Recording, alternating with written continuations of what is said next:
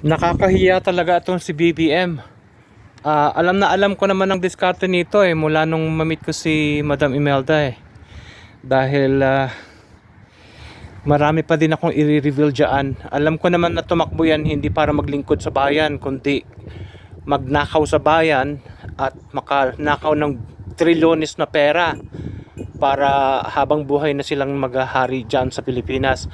Ito, pakinggan natin yung sinabi ni Maharlika na inulat ni Princess Maui. Wait lang. Also, mga ate at kuya, may panibagong revelation si Miss Maharlika dito, Marami daw nananawagan na kasi nga, di ba, incompetent daw si PBBM.